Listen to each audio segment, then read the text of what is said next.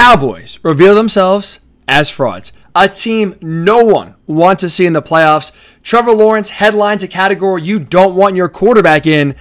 And could we be seeing a separation from Aaron Rodgers and the Jets this offseason? All will be covered in the Week 15 thoughts from yours truly, Ryan Hickey. Let's start with the biggest game from Sunday. That was the Cowboys getting obliterated by the Bills. They showed you on Sunday in Orchard Park why they are nowhere near Super Bowl level. They're not a contender. They are frauds. Last week against the Eagles, they may have been a sheep dressed up like a wolf, but you can't pull that act off, and just 1 week later, we saw the true sheep, aka frauds, revealed. Two reasons why Dallas, I thought, showed you on Sunday why they are absolutely not Super Bowl contenders. Number one, they got bullied. Like what Buffalo did, they didn't just run the ball well and dress things up and have Josh Allen be Josh Allen. They flat out lined up, told you we're running the ball, and slammed it down your throat to the tune of 266 rushing yards. 5.4 yards per carry. You knew what was coming if you were Dallas. Look at the play call distinction here. 49 rush calls for the Bills, just 15 passes. You knew what was coming. They were going to run the ball. They didn't do anything cute. They didn't dress anything up. They literally lined up, gave James Cook the ball, and said, you go make your hay. They told that offensive line, fire off the ball and shove these Cowboys back, and they did it all damn game. The Cowboys are fast. Right, they do get after the quarterback, especially if you are a passing offense. They give you hell. But you saw if they get just flat out in a physical contest, we saw the 49ers earlier this year, and now you see them in Buffalo against the Bills. When teams want to get physical, the Cowboys are in trouble.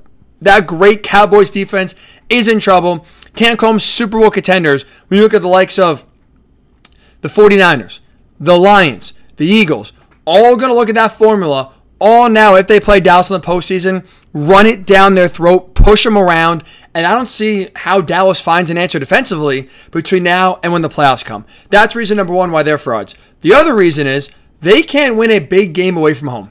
Tremendous home team. Tremendous home team.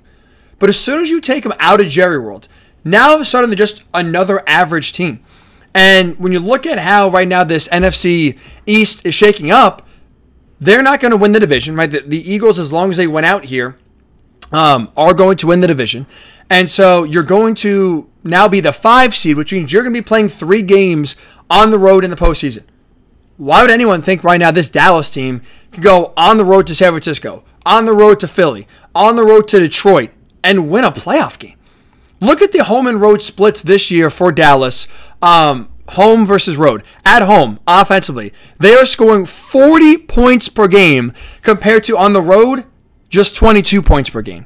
Defensively, allowing 15 points per game at home, 22 on the road. So they are a markedly better team at home, and as soon as you put them out of Jerry World into an opponent's stadium, they melt, they fold, especially against good teams. So I don't say you can be believing or calling Dallas still, despite this loss or after this loss, a Super Bowl contender when you see how bad they're on the road and you see their path come playoff time. They're going to be the 5 seed yet again, which means 3 playoff games. Could they beat the Buccaneers like they did last year? Probably, sure. But divisional round in San Francisco, in Detroit, good luck. You're not winning that. That is why the Cowboys revealed themselves as frauds last week, feeling themselves. A lot of people excited about the Cowboys after they smoked the Eagles. Took all of 1 week for them to show the true frauds that they are. All right, let's go from that game to this Sunday night game, because Trevor Lawrence, to me, it's frustrating. I like Trevor Lawrence, but he is this year easily the most underwhelming quarterback in the NFL. The expectations for him coming into the year, he was not in the MVP race, I would say, beginning of the year, but I think a lot of people thought that was a guy that could play his way into that conversation around this time of the year. And he has done nothing really outside of the first half of the first game to really have you ever think the words Trevor Lawrence and MVP should be put in the same sentence. And it's like you look at the Jaguars right now, they're sitting at 8-6 with 3 games to go in a 3-way tie for first place with the Colts and the Texans. for their division, a large part of their underachievement as a whole this year can be pointed to the quarterback, Trevor Lawrence, and how underwhelming, how basically average he has been this year after what was a really strong finish to last year's season and gave a lot of reason and a lot of hope for people to believe coming into this year they were going to be on the short list for Super Bowl contenders, and Trevor Lawrence is going to be, a borderline top 5 quarterback. And I think Sunday night was a perfect encapsulation of it. He's been a disaster. Like you see, just 7 points against the Ravens at home, and a big reason for that was the red zone. The red zone for Jacksonville was an utter disaster, to put it nicely. We're not going to curse here. We'll keep it family friendly. So to put it very nicely, utter disaster is what we could describe the Jaguars in the red zone on Sunday night. I mean, and that's been a theme all season long. They're 17th in the league in terms of red zone touchdown percentage. You have Trevor Lawrence just inexplicably dropping the ball. Free turnover there for the Ravens. An awful decision to throw the ball to Parker Washington inbounds right before the end of the first half that allowed the clock to run down and allow you to bare minimum not even be in the position to kick a field goal. So all of a sudden right there, that's bare minimum 6 points off the board with one Trevor Lawrence bad decision and one bad play where just dropped the football. Right there. In a game that the Ravens allowed you to hang in, by the way, because they weren't exactly scoring touchdowns in the red zone themselves, you cough up 2 golden opportunities to score points and keep yourself in the game. And again, it's on the shoulders right now of Trevor Lawrence. And it doesn't make sense. Like, you can't blame lack of weapons. Like, Christian Kirk got hurt a few weeks ago. Stinks. But you still have Calvin Ridley, who's really damn talented. You still have Evan Ingram, who's been a top 10 tight end for the 2 years he's been in Jacksonville. You have Doug Peterson, who's still an aggressive, smart head coach that I think does a good job of putting his quarterbacks in a position to succeed. You have a lot of pieces right there in front of you. A tremendous do-it-all running back in Travis Etienne, who is both a threat in the run game and out of the backfield in the pass game. You got everything you need to be bare minimum running away with this AFC South. And the Jaguars, in large part because of Trevor Lawrence's underwhelming play this year, are instead now in a 3-way tie with 3 games to go with 2 teams, one in the Colts who had a backup quarterback play this year in all but 1 game, and the Texans who had a backup quarterback just play on Sunday, but also now are trying to break in a new head coach and a new quarterback. Like, those 2 teams are nowhere near the level and are nowhere near ready to win the way the Jaguars were coming into the year. But here we are, 3 games to go, all 3 with the same record, all 3 right now tied for first place. And Trevor Lawrence is a big reason why. 22 touchdown passes this season, 10 interceptions, 10 fumbles. I mean, it has just been inexcusably bad for Lawrence this year, and his play, I think, is by far the most underwhelming of any quarterback we have seen so far in this 2023 season. The opposite of underwhelming is right now what the Rams are. They are en fuego. They are the team right now, the NFC, that outside of the 49ers, no one wants to see coming to their building. They are red hot. They got championship experience at head coach and quarterback. And now if you're the Lions and you have LA running into your building wildcard weekend, if you are the Eagles and you have the Rams coming to your building wildcard weekend, that's not a gimme. That's not a rollover. All right, we're going to get a win here, no problem. Let's get ready for the divisional round. That is going to be a dogfight. The Rams are absolutely live here, and they are playing some really good football down the stretch. They've been winners of 4 of the last 5. You look at Matthew Stafford, been red hot the last month, 12 touchdown passes, just 1 interception. He's been playing really good football. And again, now when you add having a quarterback and head coach who you really see in the playoffs now, teams separate themselves in large part based on how good their head coach is and how good their quarterback is. You now have 2 guys that have won Super Bowls, that have won big-time games together, that have won big-time road games together in the postseason. That is a dangerous combo. Now, all of a sudden as well, Cooper Kupp starting to come alive, starting to make a big impact. That is going to be a big-time problem. The Rams are a team that I think most people wrote off before the year, not to give myself, a little pat on the back here, but I bought into the Rams in terms of being a wild card team, in part because while they were top-heavy, yes, they did have a lot of championship experience at the top and still were very talented enough to where now all of a sudden the emergence of Kyron Williams and the emergence of Puka Nacua offensively have now been enough to lift this team when others have not played well, and now they're 7-7, got right now the 7th seed in the playoffs. They are a team that's going to be problematic for anyone that faces them wild card weekend. They are top heavy, but they have gotten good injury luck so far, and they know how to win big games. The Rams are a joy to watch, and now it took a little slow out of the gate, but now here they come, playing some really good football the last month. They are going to be a problem. They're making the playoffs. They are going to make the playoffs, and they're going to be a problem. Wild card weekend. All right, let's finish these Week 15 thoughts here. The two head coaches that put themselves firmly on the hot seat after their teams, again, to keep it family friendly, lackluster performance on Sunday. Robert Saleh and Arthur Smith. My goodness. Let's start with Arthur Smith first. I don't get it. Like, I don't know if he lost a bet and is now having to try to win games without some of your best players. I don't know if he's trying to outsmart himself, but you are playing the worst team in the league, the Carolina Panthers. There's literally no one in the stadium. No one is there. It is pouring rain. Feed Bijan Robinson. It's easy. You got 51 plays in the pouring rain, which, oh, by the way, also, you don't trust your quarterback in Desmond Ridder whatsoever. You don't trust him to hand the ball off. And so, in a game that is rain-soaked against the worst team in the league, with your division hopes still alive, by the way, you go into a game against the Panthers, and you decide to give the Bijan Robinson the ball 8 total times out of 51 plays. What are we doing? Each week, it feels like we're talking about a different Arthur Smith head-scratching coaching decision that makes no sense, and that leads to a loss.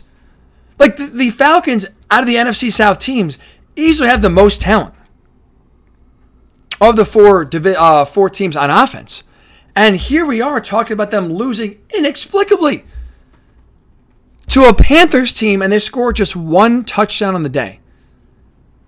I don't know if Arthur Smith is daring himself to get fired, if he's trying his best to show how smart he is. So I'm going to win games by featuring Tyler Algier and Jonnu Smith and have them be my primary playmakers. When you have Bijan, when you have Kyle Pitts, when you have Drake London, I don't know what we're doing. I don't know what's going on in Atlanta, but the more you watch it, the more it makes zero sense what Arthur Smith is thinking and his game planning going into these games. He makes it so much tougher on himself than it has to be. Sometimes less is more. Don't be cute. Just feed the hot hand, feed your best player, and you're going to win more games than not. What do a lot of announcers say in big-time moments, right? When it comes to a 3rd and 5 with a game on the line, what do they say? It's about players, not plays. Keep it simple. Just put the ball in your best player's hand, and more times than not, he's going to make a play. And Arthur Smith, for whatever reason, refuses to do that week in and week out. And if you are, again, right now, Arthur Blank, you have to have some serious soul searching going on and asking yourself, what are we doing? What's the direction of this team? Desmond Ridder there in 2024 or not? Can I really trust Arthur Smith to get the most out of this young offense? Or do I need someone else to come in here and make it happen? Arthur Smith is coaching himself right onto the hot seat. I think he is there after that just disgusting Week 15 loss to the Panthers. On the flip side, Robert Saleh is doing the same thing. This is what I don't get from Robert Saleh. When you look around the league, right, you have a lot of teams right now winning despite being injured, especially being injured at quarterback. But yet, after another embarrassing game, which you lose 30-0 to the Dolphins, when they didn't have Tyreek Hill, you are there after the game, and he's done this a lot. He's been there saying, well, our quarterback got hurt. Our offensive line is banged up. What are we supposed to do? What are you supposed to do? Tell that to the Browns. Tell it to the Colts. Tell it to the Vikings. Tell it to the Bengals. All 4 teams are in playoff contention despite suffering major injuries to their quarterback. Why is it what is Saleh looking at around the league where he thinks, okay, well, the Browns have had 4 different quarterbacks start for them this year. They're still, and by the way, their offensive line is depleted. 4 of their 5 starters are out right now with injuries. They still found a way to win the game and beat the Bears. on Sunday. Colts had Gardner Minshew play and dropped 30 points on the Steelers, despite the fact the Colts are missing their starting quarterback, their starting running back, their backup running back, their right tackle. Michael Pittman Jr., the best receiver, went out in the first half. Like 5 of their best players this year, all out at different points, either going into or during the game on Saturday. They dropped a 30 spot on Pittsburgh in a game the Colts had to have. Why is it okay for those teams to still win, but Robert Saleh is going to sell to the fan base, sell to the ownership? Well, you don't have Aaron Rodgers. Our offensive line's banged up. Like, why he thinks that's okay, why he's playing the woe is me card this year more than ever, where you see more teams than ever win with backup and third string quarterbacks and still keep their seasons alive, despite the fact that QB1 is out. Dude, wake up. You play that woe is me card, you're out on the street at the end of the year. It makes no sense. But yet that keeps happening. And then, by the way, that leads into the players quitting, which they did. And I honestly can't fault the Jets players for quitting in that game against the Dolphins. You heard it after the game. There's 2 words that a lot of Jets players used after Sunday's game. Out-schemed, out-executed. Sure, execution is partly on the players. Make plays when you get a chance. But it's also out-schemed. The entire coaching staff is doing an awful job at putting, whether it's Zach Wilson, Trevor Siemian, doesn't matter, in a position to succeed. Like and that's what brings you to this thought of just like the more you watch the Jets, the more you wonder, like, does Aaron Rodgers even want to come back to this team in 2024? Do the Jets even want Aaron Rodgers on this team in 2024? Because I don't think just his return next year is making this team a playoff team, let alone Super Bowl contender. No way.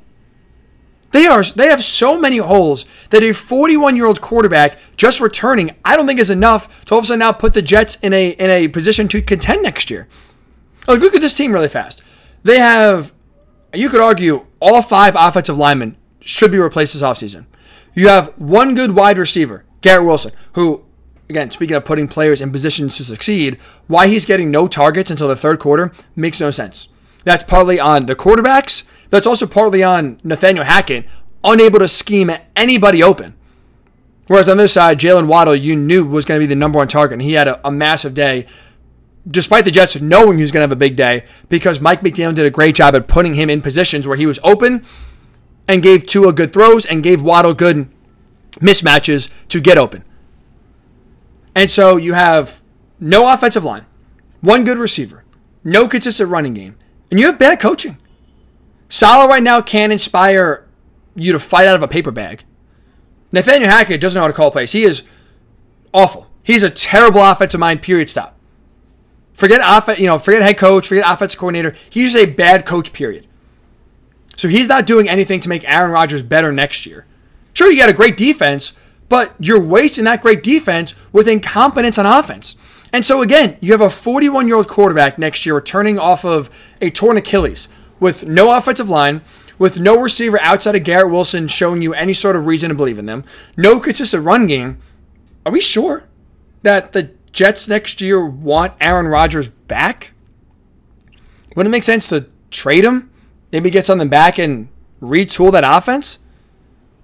Would it make sense? I mean, if you're Aaron Rodgers, you look at this team. Do you want to end your career in oblivion next year playing on a bad Jets team? It doesn't make any sense to me. The more you watch, the more you realize, like, man, the Jets right now are not a quarterback away from Super Bowl or playoff contention. And Aaron Rodgers, 1 good year left next year. So the Jets, you have no plan at quarterback right now past 2024. If you're Aaron Rodgers, you have, let's say, 1 last run. Do you want to spend it with the Jets? And right now, an increasingly tough division. And even though the conference has been down this year, a lot of quarterbacks are going to be coming back next year healthy. I don't think this conference this time next year is going to be as bad and as average as it is right now in the present day. Sure, you want to finish your career with the Jets? I don't know about that one. I mean, the contract is hell. Moving off it, if you're the Jets, is a lot of money you're going to have to eat next year. So that alone may not make it palatable. But the more I watch the Jets, man, the more it seems like for both sides, for the Jets to finally get some future plans going, and for Aaron Rodgers, if he wants to have 1 last shebang and win a Super Bowl, it ain't coming to New York. Maybe a mutual parting here could be the best for both sides. That's how bad, though, right now it is with the Jets. That's how uninspiring this team has played. And that's why if you're Robert Saleh, I don't care that Aaron Rodgers is not there. The fact that you can't get your team ready to play, the fact that you can't fire one of the worst offensive minds in the game in Nathaniel Hackett, despite the fact that he just each and every week embarrasses himself and thus embarrasses you with how bad this team plays, how a change has not been made. There gives no confidence whatsoever that Saleh, that Hackett, that Joe Douglas, even the GM, that they're the right guys in charge going forward here to get the Jets back on a winning track for the first time in 13 years. Eliminated from the playoffs yet again, and now currently have the longest playoff drought in all 4 major sports. The Jets for you. That is classic Jets.